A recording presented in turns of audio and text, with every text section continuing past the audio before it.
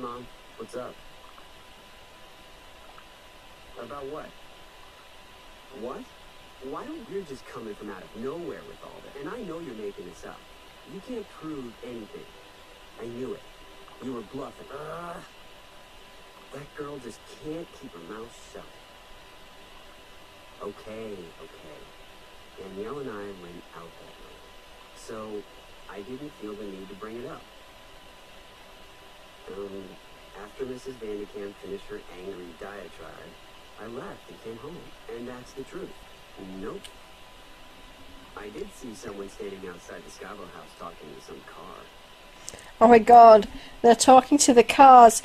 Oh my god, it's Transformers.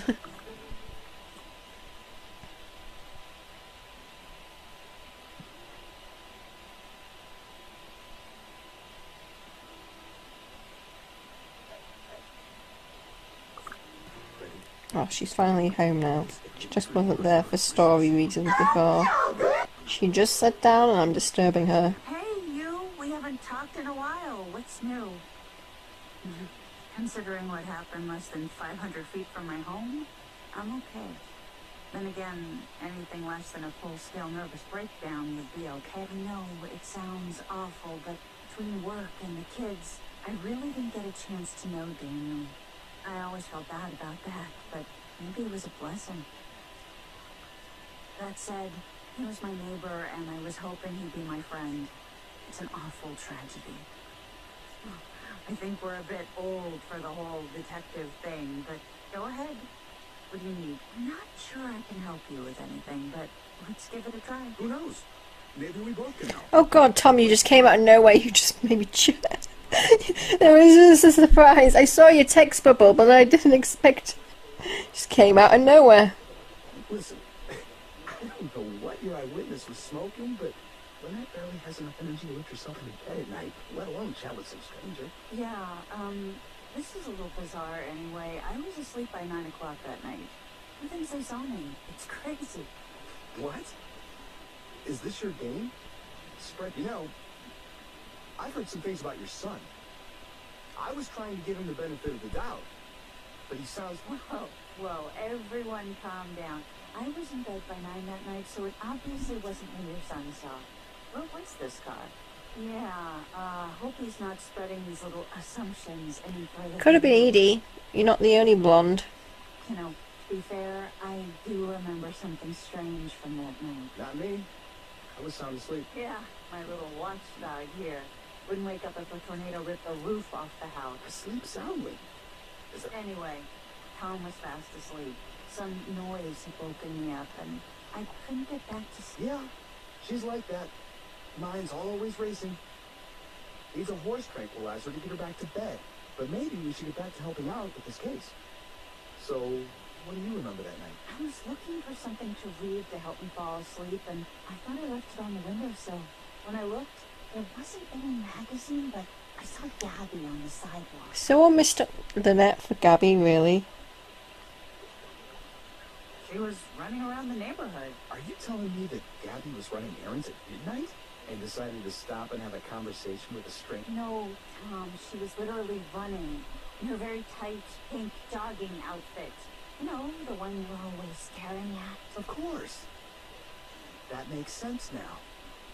Gabby was flirting with some guy. It's actually pretty funny that anyone would think you were flirting with someone. Tom, what are you implying? You just don't flirt. Well, often. You don't flirt often.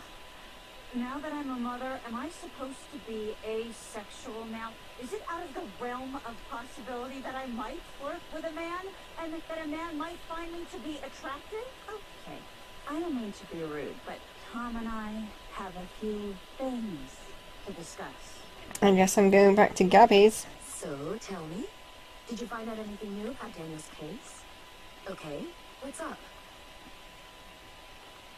I told you I went out running that night, didn't I? Gabby, what is she talking about? Just what were you up to that night? I don't know. There was some guy. Some guy? No, wait. 2 guys, actually. They were really confused. Of course they had names. The one that talked with me in the passenger seat. His name started with an L, but I can't remember what it was. Lisa! Well, they did freak me out at first, but he was just asking for direct. It was pathetic. The guy tried to flirt with me. I mean, come on. He was driving last year's well. Did he think I'd even give the time of day to a guy in a car? Whoa, back up, Gabby. Who was this guy? Why was he flirting with you? Carlos, it's not technically flirting if it's one-sided. And trust me, this was one-sided. I was just being nice. Besides, I don't usually fall for the kind of guys you see on the FIB's most wanted list. Unless you were on it, sweetie. Gosh, thanks. I guess. What exactly do you want to know? Tell us exactly what happened that night, Gabby. Everything. Then our friend here can find out what she needs to know and do her little detective thing somewhere else. Right. Well, I was out running and...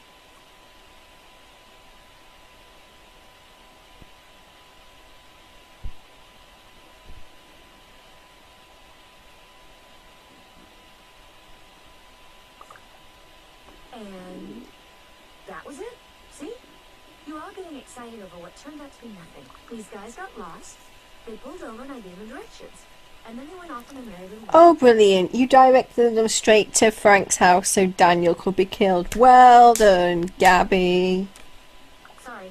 No clues or red herrings or anything, Sherlock. Just out of curiosity, where were they going? Oh, they wanted directions to the Fox house. Oh my god, I fucking called it. Gabby, fucking fuck. What? Oh my God. Gabby, how is it that this is the first time we've all heard about this? Come on, I mean, what's the big deal? They were lost, and I was trying to help them. I was just trying to be helpful. Well, you sure picked a wonderful time to start. Do you have any idea what this means? You're an accessory to murder. Yeah. You withheld information from the police. Hell, I could be violating parole just for being around you. They could throw me back in jail. Is that what you want? How would I have known what they were up to? I don't see what the problem is. I mean, they would have found the house sooner or later. He's in the phone book, you know. Like, are they the worst criminals you've ever heard of? Having to ask directions to a hit. It's just pathetic. I think you should take a deep breath and listen to what you're saying. All right, just forget it. I don't want to hear any more from you. Done enough. At least we have a better idea of what went down that night. And lucky you. You managed to get an eyewitness that found a way to help facilitate the murder, but somehow can't remember the name of the killer who tried to hit on her. Wait a minute. Yeah, your guess is as good as mine. I'll say one thing, though. She sure is taking her time. Okay, I'm back. This is for you.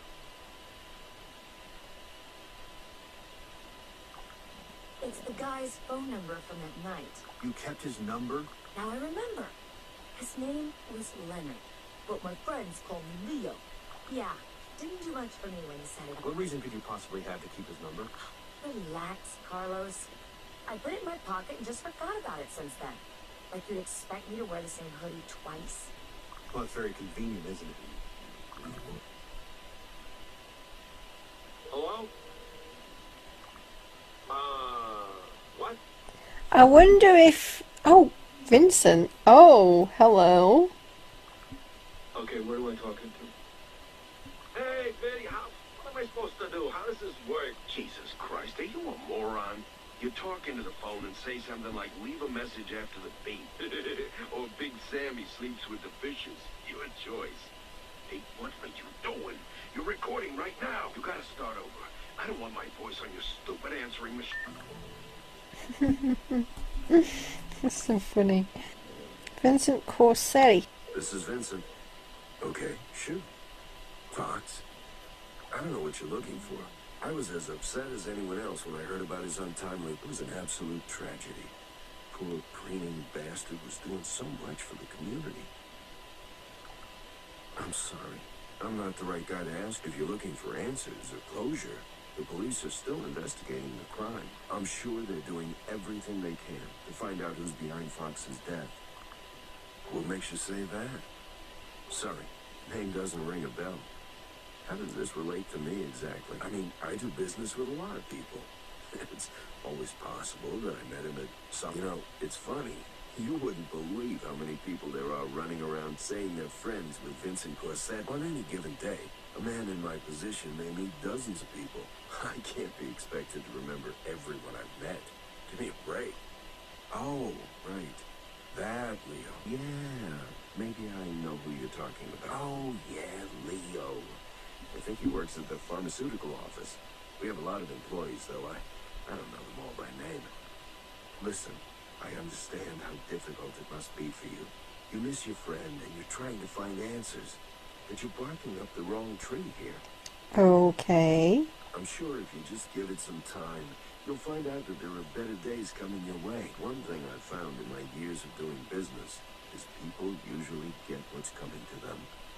Listen, I'd love to keep talking to you, but I've got an important business call on the other line. I've got to go, but let's talk later. We have a lot to talk about. Goodbye for now. Bye-bye. What the hell do you think you're doing?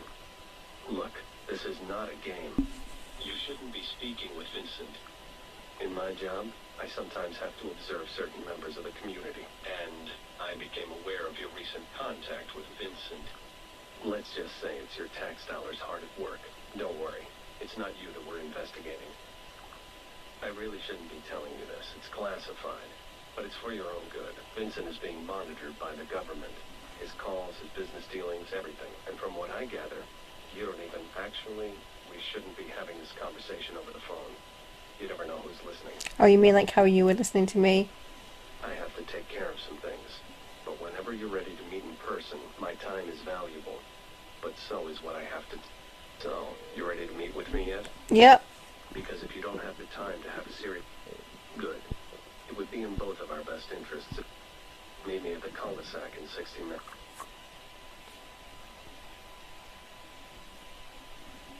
Out in the open. Glad to see you made it. That's one thing I've always liked about you. You seem to... You're here because we need to talk. There's a hell of a lot more to Daniel's murder than you think. There's a number of things I can tell you about him. I told you we think a man leads two lives. In one life, he's a businessman, an occasional philanthropist. That's the guy that came backstage at the fashion show and was checking out how the other life is one that not too many people know about. That's the Vincent Corsetti you really don't want to deal with. He's like a snake without the charm. That Vinny is a high-ranking member of an incredibly powerful mob family in the city. Wait, is that who I've been stealing objects for? Your little detective work just revealed the tip of the iceberg. Frank Fox noticed some shady dealings going on at his old office. The perps wanted to cover their tracks and hired some mob enforcers to tie up their loose end. That's why the trail you were following led you to Vincent Corsetti. It was his thugs that killed. The thing is, once Vinny got wind of the deal, he decided he wanted a bigger piece of the pie. He snapped his fingers and suddenly everyone with any knowledge of the bookkeeping errors disappeared. Frank was the last link. My suspicion is that they killed Daniel thinking he was Frank. Not that I need to even say it, but do yourself a favor and don't get involved with Vincent again. It's not safe. Are you really that forgiving? But I really thought the locket would stir up something in you. It was But I guess you. that wasn't the case. Did you also send the flowers, or was that really Vincent? Wait, huh? Is he the reason I have a scar? Wait, he's the boy in the picture? You gave it back to me before you left town to start your life with Vincent. I couldn't offer you the lifestyle you were looking for, and so I let you go. Oh, you were the boy in the picture. When you called me to ask me for help, I didn't know what to do, but I offered to help you in any way I could. But when you didn't show up when you were supposed to, I suspected the worst. I thought you'd left us for good. I thought you were dead. For all I knew, you just dropped off the face of the earth. When I was brought in to investigate Vincent's shady business operation, I thought I'd find you with him, but I didn't. Then I got word that he found someone that he was looking for. Some kind of unfinished chapter in his life. Yes, Mary, I'm talking about you. I'm not Mary Alice, though. Looking into Vincent allowed me to find you again, but you had a new life. I didn't want to step in where I wasn't wanted, but now I have to. You're getting too close to Vincent, and trust me, he's not the kind of person you want to get involved with. There is one thing I have to ask you, though. There's a period of time where I couldn't find any records for you, like you vanished off the face of the earth. Yeah, I lost my memory, dude. What happened to you, Mary? You're Mary. Can't you even remember that? Take another look at that locket I gave you. One face should be pretty familiar to you already. We took that picture at the Wood River County Fair. That was long before you got involved with Vincent, of course. It's us. And I know somewhere in the dark recesses of your mind, you know it to be true. What I don't know is how you can black out on an entire section of your life. Sooner or later, you'll remember something. You can't block out memories forever. I suspect you'll come to terms with this on your own time. Believe what you want to believe. But do me one favor. Stay away from Vinnie Corsetti. You've got to trust me on that. I'll stay away, okay. Yeah, me too. I've been going over everything I know about Daniel's murder, and I need to talk to you. In person. Meet me downtown, ASAP. I'm on my way now. If you leave right now, we should get there at the same time. Bye. Let's go to the mall today.